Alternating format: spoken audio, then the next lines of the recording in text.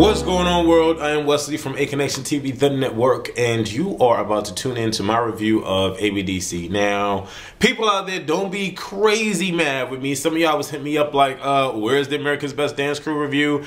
And I'm so sorry, but episode 4 was so lame.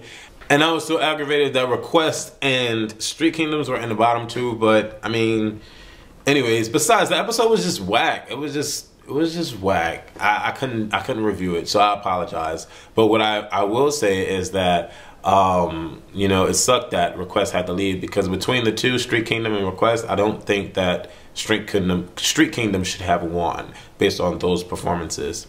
Now let's move on to episode 5 and forget about all the apologies and all of that. This particular episode where they have to do to Rihanna, oh la la, what's my name? Oh na na, what's my name? Kind of over it. Like I said before, like I've been saying, I don't understand why they want us to have to endure such catastrophic, preposterous. Basically, I'm just so over listening to one artist throughout the whole freaking. But anyways, okay, on to the notes, okay? So we're down to 6 crews, all right? And for some reason, it seems like America's Best Dance Crew is going to be over next week. I don't know if anybody else is getting that feeling, but it seems like this shit is moving by so fast. I don't know. But we're down to 6 crews. Instant Noodles is the first one to be saved. Don't know how that worked out, but, you know, okay. So they have to do the head top, and their song is hard. Now everybody's ranting and raving about Rihanna being the greatest pop star in the world, or the most famous, or whatever. It's such a great thing to be, you know, dancing with what's her name, Tanisha Scott, which, by the way, JC was like really hitting on her. I want the world to be thanking Tanisha Scott for coming on. So Instant Noodles, I think they did a cool job. I do have to say though, they were very not together on the floor work, just like JC said, and I felt the same way. Their floor work was quite sloppy-ish. Wasn't really feeling the MC Hammer pants. It kind of, it made me feel like I was watching like 9 Little Mamas on stage. Like, it just looked like all of them were Little Mamas on stage with them pants. But yeah, I wasn't really feeling that. But they did have some cool moments because they incorporated the Willy Bounce. They incorporated the head top. Actually, no, they didn't. They just did it at the end and did a quick little second thing. Instant Noodles were okay. I wasn't really that thrilled with them. Okay? So we move on to Iconic Boys. These 9-year-old, 6-year-old, 7 months. I don't know how old they are, but this particular go around, they were quite awesome, people. Now, I've been coming hard for Iconic Boys on my reviews because I just don't understand why the fuck they're on fucking ABDC. But nonetheless, I will have to say that, you know, this particular challenge, they laid it down without a shadow of a doubt. And you really couldn't tell that they were like, well, yeah, you could tell that they were underage because they're so small and they just look like, you know, Macaulay Culkin from like Home Alone Part 1. Just a lot of Macaulay Culkin. But they did the dang thizzle for shizzle my nizzle. From start to the middle to the end, they came hard.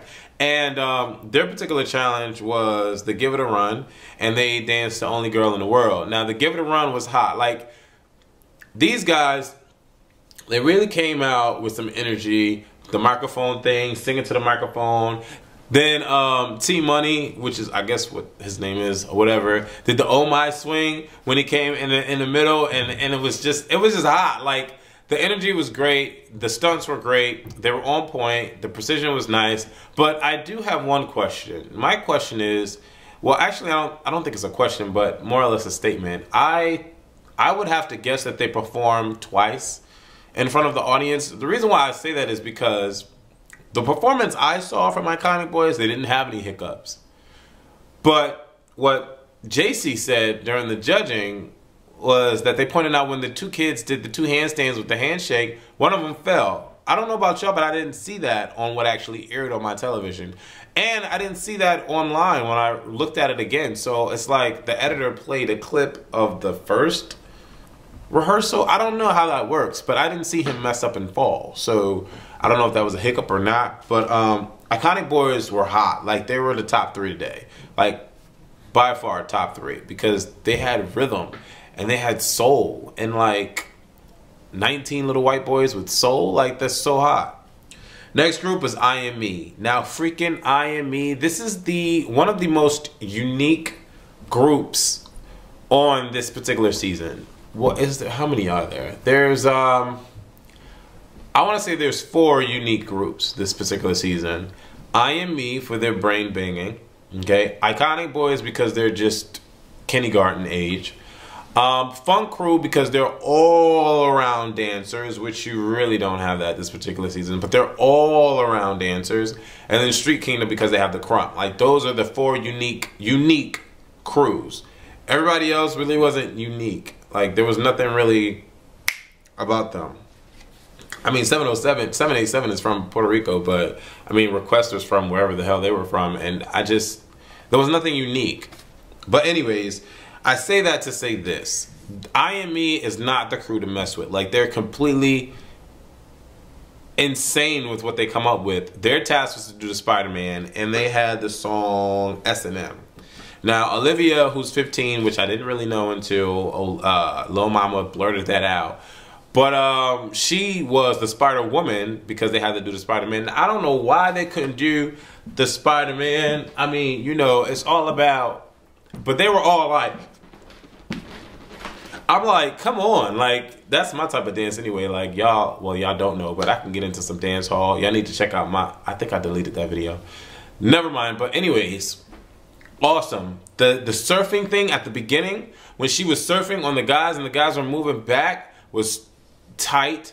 The brain banging that they did when she flipped over and she was doing that was insane. When she stood up like on like a peak, she had her like leg down and her left leg was straight or something like that, and she was just standing there looking over like the mountaintop, and then the guy slid down to the left and then they slid down to the right. That was insane. Like, it was so sick. I Am Me, definitely top 3 tonight. Definitely top 3. So I loved I Am Me. Shout out to y'all. Y'all did a bang up job. Street Kingdom. They had the Dirty Wine and they had the song Rude Boy. Now, the highlight for Street Kingdom today, or that particular night, was Melissa. Because Melissa basically held it down with her whining. But, I mean, the task of Dirty Wine they didn't really do because, I mean... Dirty Wine is for a female. For those of you that don't know, Dirty Wine is for females. Guys that do Dirty Wine... So it was kind of weird to see like 13 thug dudes doing the Dirty Wine. I was like, nah, that's not really working. And then even Melissa didn't really do it that much. I don't think she did it. She did like a neck twist, but I mean, she didn't really, because when you get into the, you know what I'm saying? You gotta get into the Dirty Wine. But anyways, that wasn't really all that. And then they did their theatrical performance in the back, like with their duos and their mixing and they're telling a story. Like, that's how they've been coasting through ABDC, and it's not gonna get them too far. Like Little Mama said.